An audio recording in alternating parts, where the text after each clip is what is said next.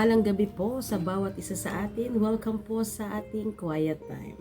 Mga kapatid, sumati nawa ang kapayapaan ng ating Panginoon.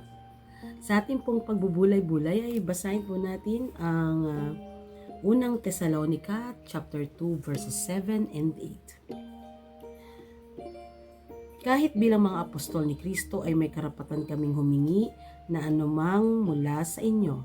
Sa halip ay naging magiliw kami sa inyo tulad ng inang mapagkalinga sa kanyang mga anak. Dahil sa laki ng aming pagmamahal sa inyo, hindi lamang kami handang ibahagi sa inyo ang magandang balita, kundi maging ang aming buhay. Sa isang kasabihan ay sinasabi na maaari tayong magbigay ng walang pag-ibig. Subalit, walang pag-ibig na hindi nagbibigay. Ibig sabihin, ang manifestation ng pag-ibig ay ang pagbibigay. Di ba't ito ang ginawa ng ating Panginoon? Nang ibinigay ang bugtong na anak na si Jesus nang siya ay pako sa krus sa dakilang pag-ibig ng ating Panginoon. Tulad ng nasasabi sa John 3:16 na gayon na lamang ang pag-ibig ng Diyos sa sanlibutan, kaya't ibinigay niya ang kanyang bugtong na anak. Upang sino mang magtiwala sa kanya ay hindi mapahamak kundi magkaroon ng buhay na walang hanggan. Ito yung dakilang pag-ibig ni Kristo sa bawat isa sa atin. Kaya dito si Pablo ay handang magsakripisyo para sa mga taga-Thessalonica na handa siyang magkaloob, hindi lamang siya magbabahagi ng magandang balita ng ating Panginoon, kundi yung kanyang sarili, yung kanyang lakas, yung kanyang kakayahan ay kaya niya ring ipagkaloob at ibahagi sa pamamagitan ng paglilingkod ng may pagmamahal.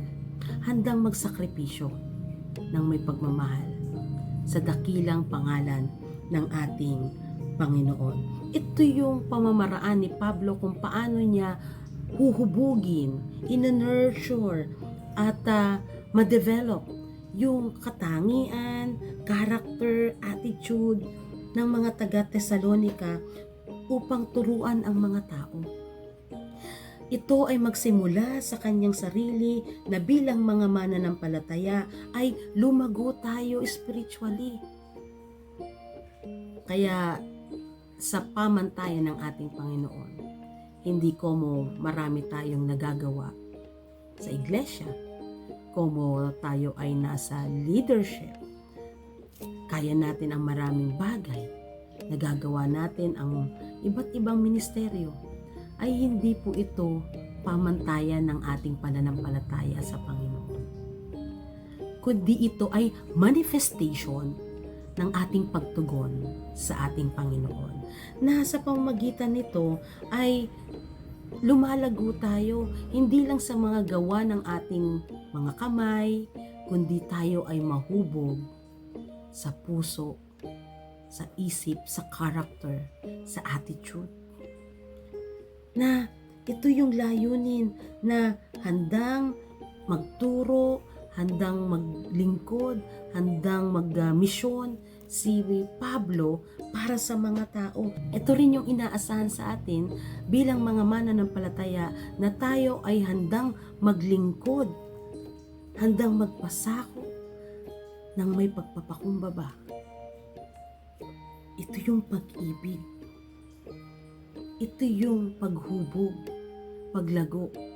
Mga kapatid, sa ating paglilingkod, maglingkod tayo sa bawat isa. Hindi sinasabi na i-control natin ang bawat isa. Hindi rin sinasabi na kung ikaw ang nasa posisyon, ikaw ang tama. We have to listen. We have to understand. We have to accept. That is the humble manifestation of serving one another. We have to serve sapagkat si Jesus ay dumating upang maglingkod. Ito rin ang inaasahan sa atin. Tayo ay maglingkod sa bawat isa na may dakilang pag-ibig, pagkalinga, sa tulong at biyaya ng ating tagapagligtas, that we have to serve one another, help one another, encourage one another, nurture one another, understand one another, build each other up in our faith journey. Kaya mga kapatid, ano ang desire ng puso natin?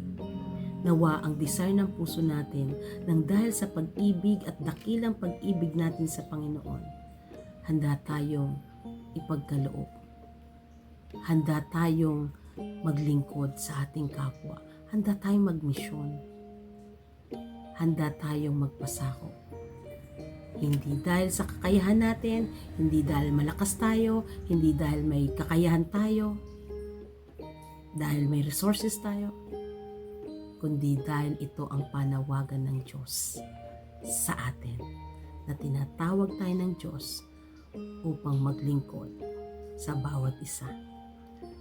Tinatawag tayo ng Panginoon upang maglingkod sa Kanyang ubasan sa pamagitan ng paglilingkod sa bawat isa. Tayo manalangin. O Diyos na dakila sa lahat, maraming salamat sa kapahayagan ng iyong dakilang kalooban sa amin sa pamagitan ng mga salita sa Biblia.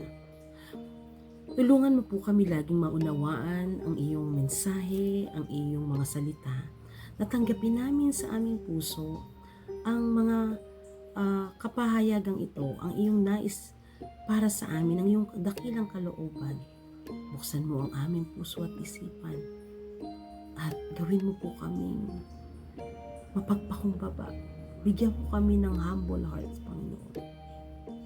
Bigyan niyo po kami ng pusong mapagpakumbaba na handang unawain, tanggapin, pakinggan, ibigin ang aming kapwa. Patawarin mo po kami sa aming mga pagkukulang. Patawarin mo kami sa aming mga maling kaugalian. O Diyos, baguhin mo kami. Baguhin mo ang aming puso. At nawa manahan sa amin ang bunga ng banal na Espiritu.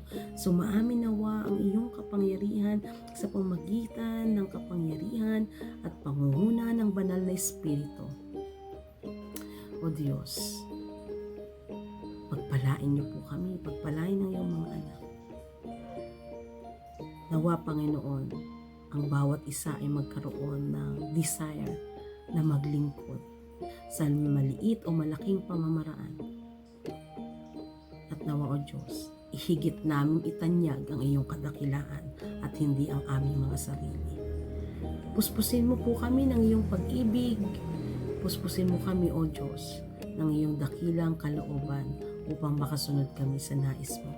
Sa inyong mga anak na nakikinig o nakasubaybay sa oras na ito, sa kanilang mga kahilingang panalangin, O Diyos, tanggapin niyo po nawa ang kanilang mga pagdulog at nawa, Panginoon, tanggapin nila ang iyong katugunan ayon sa inyong dakilang kalooban, na nawa, Panginoon, mapuno ng pag-asa ang bawat isa at laging lumakas ang aming pananampalataya at maging masagana ang pag-ibig sa bawat isa upang ito ang patuloy na magpanatili ng maayos at mapayapang pagkakaisa, upang kami ay magkaroon ng masaya, nagkakaisa, mapayapang samahan, fellowship, ugnayan, relasyon sa bawat isa, na wala kaming ibang hangarin kundi ang mapapurihan ka.